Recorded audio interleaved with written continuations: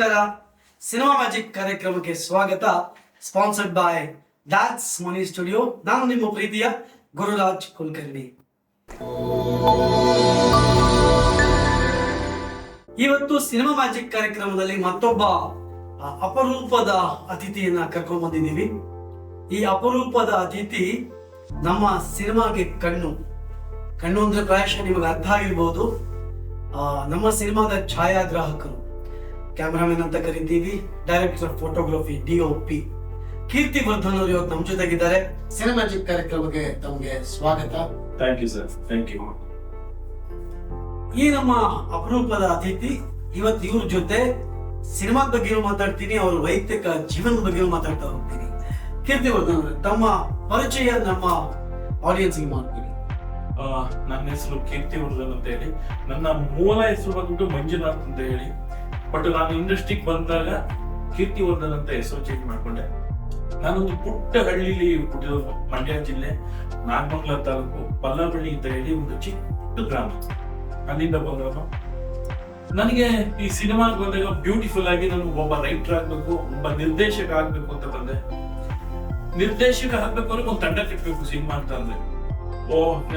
ನಾನು B. ಸುರೇಶ್ ಅವ್ರ ಹತ್ರ ಕೆಲಸ ಮಾಡಿದೆ, TC ವೆಂಕಟೇಶ್ ಹತ್ರ ಕೆಲಸ ಮಾಡಿದೆ, ದೊಡ್ಡ ಡೈರೆಕ್ಟರ್ ಜೊತೆ ಕೆಲಸ ಮಾಡಾದ್ಮೇಲೆ ನಾನು ಯಾಕೆ ಇಂಡಿಪೆಂಡೆಂಟ್ ಆಗಿ ಡೈರೆಕ್ಟರ್ ಆಗ್ಬಾರ್ದು ಅಂತ ಅನ್ನಿಸ್ತು.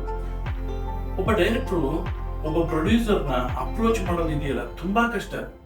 ಅವ್ರನ್ನ ಅಪ್ರೋಚ್ ಮಾಡಿ ಸಿನಿಮಾ ಕರ್ಕೊಂಡ್ಬಂದು ಕತೆ ಹೇಳಿ ಡಿಸ್ಕಷನ್ ಮುಗಿಸಿ ಒಂದು ಆಫೀಸ್ ಮಾಡಿ ಒಂದು ತಂಡ ಕಟ್ತೀವಿ.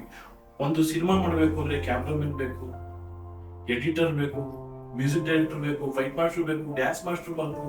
ಪ್ರತಿಯೊಂದು ಡಿಪಾರ್ಟ್ಮೆಂಟ್ ಅಲ್ಲೂ ನಿರ್ದೇಶಕ ಅನ್ನೋದು ಇನ್ವಾಲ್ವ್ಮೆಂಟ್ ಆಗ್ತದೆ. ಹಿಂಗೆ ತಂಡ ಕಟ್ತೇನೆ. ಆ ತಂಡ ಕಟ್ಟಿದಾಗ ನಾನು 2007 ಅಲ್ಲಿ ಒಂದು ಸಿನಿಮಾನ ಸ್ಟಾರ್ಟ್ ಮಾಡ್ತೀನಿ, ತಂಗಾಳಿ ಅಂತ ಹೇಳಿ ಒಂದು ಸಿನಿಮಾ. ಆ ಸಿನಿಮಾ ಸ್ಟಾರ್ಟ್ ಮಾಡಿದಾಗ ಟೆಕ್ನಿಷಿಯನ್ ಬೇಕು. ಅವಾಗ ನನಗೆ ತುಂಬಾ ಪರಿಚಯ ಇದ್ದಂಥವ್ರು ಅಂತ ಅಂದ್ರೆ, ಇವತ್ತೇನು KGF ಮ್ಯೂಸಿಕ್ ಡೈರೆಕ್ಟರ್ ಏನಿದ್ದಾರೆ ರವಿ ಬಸೂರು, ಅವರು 92.7 FM ಅಲ್ಲಿ ಇದ್ರು. ಒಳ್ಳೆ ಸ್ನೇಹಿತ. ನನಗೆ ಕರ್ಕೊಂಡ್ಬರ್ತೀನಿ, ನೀನೇ ಮ್ಯೂಸಿಕ್ ಮಾಡ್ಬೇಕು, ಈ ಸಿನಿಮಾಗೆ ನೀನಿದ್ರೇನೆ ನನಗೆ ಬ್ಯಾಕ್ ಬೋನ್ ತರ ಇರ್ತದೆ. ಯಾಕಂದ್ರೆ ಅವ್ರ ಬಗ್ಗೆ ನನಗೆ ಗೊತ್ತು, ಯಾರು ನಮ್ಮ ರವಿ ಬಸೂರ್ ಬಗ್ಗೆ. ಇವ್ರ ಕೈಲಿ ನಾನು ತೆಗಿಸ್ಬೋದು, ಒಳ್ಳೆ ಸಾಂಗ್ ನ ಕಲೆ ಹಾಕ್ಬೋದು ಅಂತ ಹೇಳಿ ಅವ್ರನ್ನ ಕರ್ಕೊಂಡ್ಬರ್ತೀನಿ. 92.7 ಅಲ್ಲಿ ಇರ್ತಾರೆ, ಅವ್ರದ್ದೇ ಆದಂತ ಫ್ಯಾಮಿಲಿ ಇನ್ವಾಲ್ವ್ಮೆಂಟ್ ಇರ್ತದೆ. ಒಂದ್ ಕಡೆ ಮನೆ ಬಾಡಿಗೆ, ಅವ್ರ ಇನ್ವಾಲ್ವ್ಮೆಂಟ್ ತುಂಬಾ ಕಷ್ಟ ಇರ್ತದೆ. ಅದನ್ನೆಲ್ಲ ಬಿಡಿಸಿ ಕರ್ಕೊಂಡ್ಬಂದು ಒಂದು ಸಿನಿಮಾ ಮಾಡ್ತೀನಿ, ತಂಗಾಳಿ ಅಂತ ಹೇಳಿ. ನಾವೇನು ಇವತ್ತು ಭುವನ್ ಗೌಡ ಅಂತ ಇದ್ದಾರಲ್ಲ ಕ್ಯಾಮ್ರಾಮನ್, ಅವ್ರನ್ನು ಕೂಡ 2010 ಅಲ್ಲಿ ಒಂದು ಸಿನಿಮಾಗೆ ಸ್ಟಿಲ್ ಫೋಟೋಗ್ರಾಫರ್ ಆಗಿ ಕರ್ಕೊಂಡ್ ಬರ್ತೀನಿ. ಅಂದ್ರೆ ನಮ್ಗೆ ಸಿನಿಟೆಕ್ ಸೂರಿ ಅಂತ ಹೇಳಿ ಕ್ಯಾಮ್ರಾಮನ್ ಇದ್ದಾರೆ, ಅವ್ರು ನನಗೆ ಪರಿಚಯ ಮಾಡ್ತಾರೆ. ಆ ಪರಿಚಯ ಮಾಡಿದಾಗ ಅವರು ಕೂಡ ನಮ್ಮ ತಾಲೂಕಿನವರೇ ಆಗಿರ್ತಾರೆ. ಹಾಗಿರ್ಬೇಕಾದ್ರೆ ಅವ್ರನ್ನ ಕರ್ಕೊಂಡ್ ಬರ್ತೀನಿ, ಅದನ್ನು ಮಾಡ್ತೀನಿ. ಆದ್ರೆ ಸಿನಿಮಾ ಮಾತ್ರ ಸೆಟ್ಟೇ ಇರೋದೇ.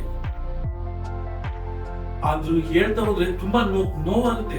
ಒಬ್ಬ ನಿರ್ದೇಶಕನಿಗೆ ಕಣ್ಣಲ್ಲಿ ಬೇಜಾರ್ ಮಾಡ್ಕೊಂಡು, ಯಾಕೆ ಅಂತ ಅಂದ್ರೆ ಸಿನಿಮಾನ ಮಾಡ್ಬೇಕು ಅಂತ ಹೊರಡ್ತೀವಲ್ಲ, ಒಬ್ಬ ಅಸಿಸ್ಟೆಂಟ್ ನ ನಂಬ್ತೀವಿ ನಾವು. ಪ್ರೊಡ್ಯೂಸರ್ ಬಂದಾಗ ನೀನ್ ಅಪ್ರೋಚ್ ಮಾಡಪ್ಪ, ಪ್ರೊಡ್ಯೂಸರ್ ಬಂದಾಗ ಬ್ಯಾಲೆನ್ಸ್ ಮಾಡು, ನಾವು ಲೊಕೇಶನ್ಗೆ ಹೋಗ್ಬೇಕು, ಸಾಂಗ್ ಕಂಪೋಸಿಂಗ್ ಹೋಗ್ಬೇಕು ಅಂತ.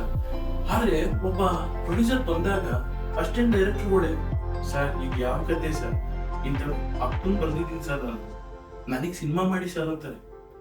ಪ್ರೊಡ್ಯೂಸರ್ ಹೋದ್ರೆ, ಸರ್ ನಿಮ್ ಕತೆ ಸೂಪರ್ ಸರ್ ಅಂತಾರೆ. ಹೇಗ್ ಸರ್ ನಂಬೋದು ಅವ್ರನ್ನೆಲ್ಲ ನಾವು? ಆ ತಂಗಾಳಿನ ಸಿನಿಮಾ ಹೋಗ್ಬಿಡ್ತು. ನನಗೆ 2010 ಅಲ್ಲಿ ಒಂದು ಸಿನಿಮಾ ಮಾಡ್ತೀನಿ, ಇತಿಹಾಸ ಅಂತ ಒಂದು ಸಿನಿಮಾ. ನನ್ನ ಫ್ರೆಂಡ್ ಸರ್ಕಲ್ ಇಟ್ಕೊಂಡು ಮತ್ತೆ ಸ್ಟಾರ್ಟ್ ಮಾಡ್ತೀನಿ. ಯಾಕಂದ್ರೆ ಒಂದ್ ಕಡೆ ಎಡವಿದ ಮೇಲೆ ಒಬ್ಬ ಮನುಷ್ಯಗೆ ಎಲ್ಲಿ ಬೀಳ್ತಾನೋ ಅಲ್ಲಿ ಹೇಳ್ಬೇಕು ಅನ್ನೋದೊಂದು ಮಾತಿದೆ. ನಾನು ಇಂಡಸ್ಟ್ರಿ ಬಿಟ್ಟು ಹೋಗ್ಬಾರ್ದು, ನಾನು ಇಲ್ಲಿ ಏನಾದ್ರೂ ಒಂದು ಸಾಧನೆ ಮಾಡ್ಬೇಕು ಅಂತ ಮತ್ತೆ ಟ್ರೈ ಮಾಡ್ತೀನಿ. 2010 ಅಲ್ಲಿ ಸ್ಟಾರ್ಟ್ ಮಾಡ್ತೀನಿ, 11 ಅಲ್ಲಿ ಸೆಟ್ ಇರುತ್ತೆ. ಒಂದು ವಾರ ಶೂಟಿಂಗ್ ಆಗುತ್ತೆ. ಆ ಶೂಟಿಂಗ್ ಇಮಿಡಿಯೇಟ್ ಆಗಿ ನನ್ಗೆ ಏನಾಯ್ತು ಅಂತಾನೆ ಗೊತ್ತಿಲ್ಲ. ನಾಗೇಂದ್ರ ಅವ್ರು ಫೋನ್ ಮಾಡ್ತಾರೆ, PR ನಾಗೇಂದ್ರ ಅವರು, ರವಿ ಬೆಳಗೆಯವರು ನಿಮ್ಮ ಹತ್ರ ಮಾತಾಡ್ಬೇಕಂತೆ, ನಿಮ್ಗೂ ಹೀರೋಗೂ ಕಾಂಟ್ರವರ್ಸಿ ಆಗ್ಬಿಟ್ಟಿದೆ, ಇಮಿಡಿಯೇಟ್ ಆಗಿ ಹೋಗಿ ಅವ್ರನ್ನ ನೋಡಿ ಅಂತ. ನನಗೆ ಹೀರೋ ಪಕ್ಕದಲ್ಲೇ ಇದ್ದಾನೆ, ಇಬ್ರು ಚೆನ್ನಾಗೇ ಇದೀವಿ, ಏನಾಗಿದೆ ಹೊರಗಡೆ ಏನ್ ನಡೀತಿದೆ ಅಂತ ನನಗೆ ಗೊತ್ತಿಲ್ಲ. ನಮ್ದು ಏನು ಸಿನಿಮಾ ನೋಡ್ಬೇಕಷ್ಟೇ, ಕಲ್ಪನೆ ಏನಿದೆ ಆ ಸಿನಿಮಾನ ಆಚೆ ತರಬೇಕು ಅಂದ್ರೆ ನಮ್ಮ ಉದ್ದೇಶ.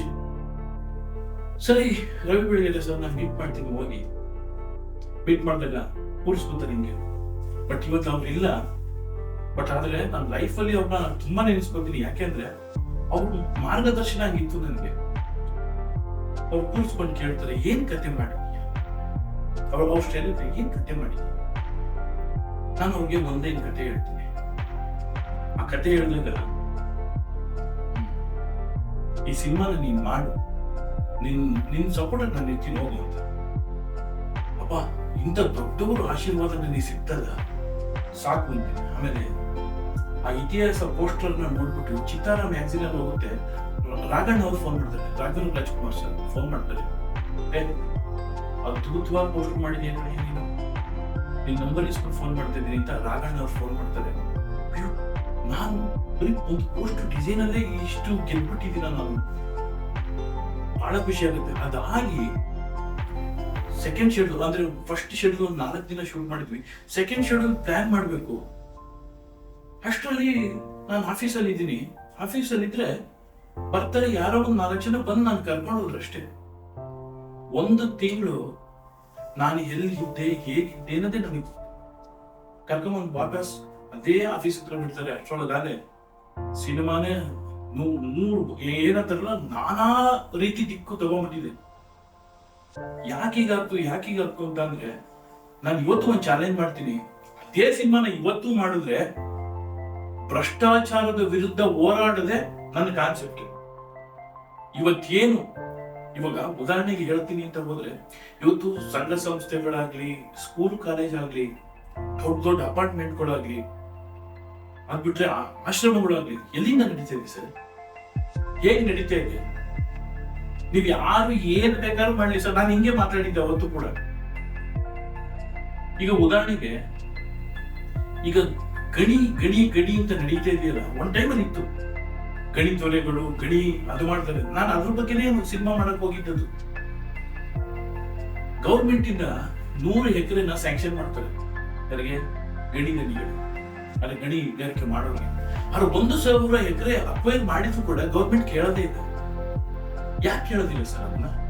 ಇದು ಭ್ರಷ್ಟಾಚಾರ ಅಲ್ವಾ?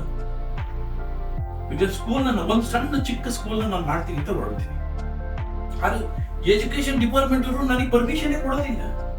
ಯಾಕೆ ಕೊಡೋದಿಲ್ಲ ಸರ್? ಅದೇ ಯಾವ್ದೋ ಬೇರೆ ದೊಡ್ಡ ಫಂಡ್ ಬಂತು ಇಮಿಡಿಯೇಟ್ ಆಗಿ ಪರ್ಮಿಷನ್ ಸ್ಯಾಂಕ್ಷನ್ ಆಗುತ್ತೆ. ಇದು ಭ್ರಷ್ಟಾಚಾರ ಅಲ್ವಾ ಸರ್? ಕಾಸಿದ್ರೆ ಮಾತ್ರ. ಯಾವುದೇ ಒಂದು ನೀವು ಗೌರ್ಮೆಂಟ್ ಆಫೀಸ್ಗೆ ಹೋಗಿ ಸರ್, 10 ರೂಪಾಯಿ ಕೆಲಸ ಹೊಡೆದಿದೆ, ಒಂದು ಕಾರು ಇವತ್ತು ನೋಡ್ಗೆ ತಗೊಳ್ಳಿ ಸರ್. ಈಗೇನು, ಈಗ ಉದಾಹರಣೆಗೆ ನನ್ನ ತಾಯಿ ವಿಧವಾ ವೇತನ ಮಾಡಿಸೋದಿಕ್ಕೆ ನಾನೇ ಲಂಚ ಕೊಟ್ಟಿದ್ದೀನಿ. ನನ್ನ ಕಣ್ಮುಂದೆ ಭ್ರಷ್ಟಾಚಾರ ನಡೀತಾ ಇದೆ. ಆದ್ರೂ ನಾನು ಯಾಕೆ ಹೊರಗೆ ಹಾಕಕ್ ಆಗ್ಲಿಲ್ಲ? ಆದ್ರೆ ನಾನು ಸಿನಿಮಾ ಮುಖಾಂತರ ಹೇಳ್ಬೇಕು ಅಂತ ಪ್ರಯತ್ನ ಪಟ್ಟೆ, ಆದ್ರೆ ಸಿನಿಮಾ ಆಗ್ಲಿಲ್ಲ. ನಾನು ಸಾಕಷ್ಟು ಜನ ಇವತ್ತೇನಿದ್ರೆ ಭ್ರಷ್ಟು. ಈಗ ನಾನು ಒಂದು ಉದಾಹರಣೆಗೆ ಒಂದು ಮಾತು ಕೇಳ್ತೀನಿ ಗುರು ಸರ್, ನಿಮ್ಗೆ ಕೇಳ್ತೀನಿ. ಒಬ್ಬ ಪೊಲಿಟಿಷಿಯನ್ ಏನಿದ್ದಾರೆ ಇವತ್ತು ಸರ್, ಒಂದು ಕೇಸ್ ಇಲ್ಲದೆ ಇರ್ತಕ್ಕಂತ ಒಬ್ಬ ರಾಜಕಾರಣಿ ಯಾರು ಇದ್ದಾರೆ ಸರ್?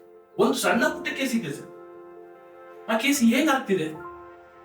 ಮೊದಲು ನಾವು ಏನು ವೋಟಿಂಗ್ ಮಾಡ್ತೀವಲ್ಲ, ಕೈ ಒಡ್ಡೋದನ್ನೇ ಬಿಡಬೇಕು. ಒಡ್ಡೋದನ್ನ ಬಿಟ್ರೆ ಆಟೋಮೆಟಿಕ್ ಎಲ್ಲಾ ರಾಜಕಾರಣಿಗಳು ಗಪ್ಚಿಪ್ ಆಗ್ತಾರೆ ಸರ್. ಇದು ನಮ್ಮಲ್ಲಿ ನಾವು ಸರಿ ಹೋದ್ರೆ ಈ ಭ್ರಷ್ಟಾಚಾರ ಅನ್ನೋದು ಸರಿ ಹೋಗುತ್ತೆ. ನಾನು ಎಲ್ಲಿವರೆಗೂ ಯಾವಾಗ ಕೈ ಚಾಚ್ತೀನೋ ಅಲ್ಲಿವರೆಗೂ ಹೋಗುತ್ತೆ. ಇದನ್ನು ಹೇಳಕ್ ಹೊರಟಿದ್ದು ಸಿನಿಮಾನೇ ಇತಿಹಾಸ. ಅದು ರವಿ ಬೆಳಗೆರೆ ಸರ್ ಅನ್ನೋ ಒಂದು ಸಪೋರ್ಟಿಂಗ್ ಹ್ಯಾಂಡ್ ನಾನು ಬೆನ್ನು ಹಿಂಗ್ ತಟ್ಟೆ ಒಯ್ದಿದ್ರೆ ಈ ಕೀರ್ತಿ ನಾನು ಇವತ್ತು ಇಂಡಸ್ಟ್ರಿಯಲ್ಲಿ ಇರ್ತಾನೆ ಇರ್ಲಿ.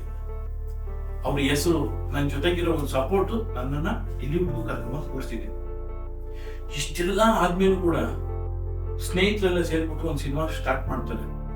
ಅವಾಗ ಹೇಳ್ತಾರೆ, ಒಂದ್ ಕೆಲಸ ಮಾಡು, ನಾವ್ ಇನ್ವೆಸ್ಟ್ಮೆಂಟ್ ಇದ್ದೀವಿ, ನೀನ್ ಹ್ಯಾಕ್ ಮಾಡು ಸಾಕು ಅಂತ ಹೇಳ್ತಾರೆ.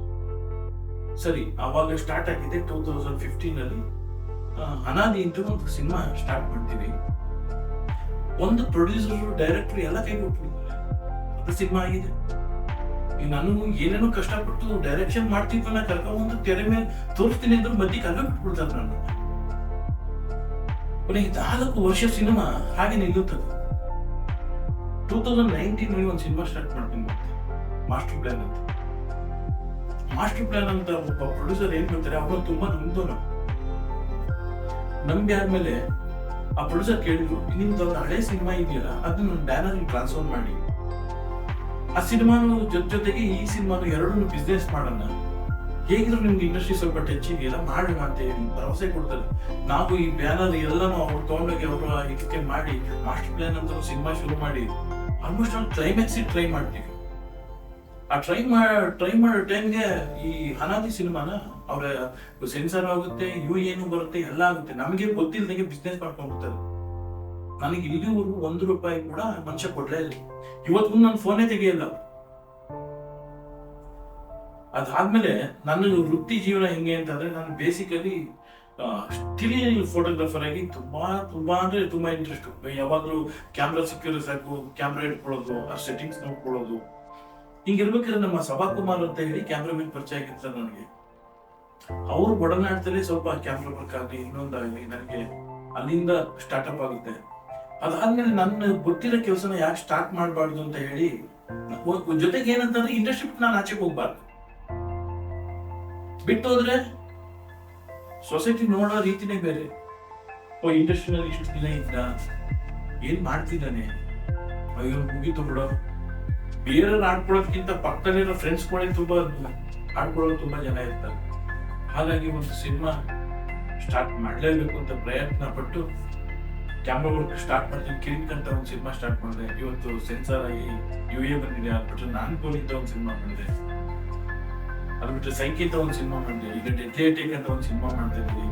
ಇದ್ರ ಜೊತೆಗೆ ನಾನು ಒಂದು ಸಿನಿಮಾನ ಶೀಘ್ರದಲ್ಲೇ ಅನೌನ್ಸ್ ಮಾಡ್ತೀವಿ ಅಂತ. ಅವ್ರಿಗೆ ತಿಂಗಳು ಮೇಲೆ ಒಂದು ಒಳ್ಳೆ ಬಜೆಟ್ ಅಲ್ಲಿ ಕಮರ್ಷಿಯಲ್ ಹೀರೋ ಇಟ್ಕೊಂಡೆ ಒಂದು ಪ್ಲಾನ್ ಮಾಡ್ತಾ ಇದ್ದೀನಿ.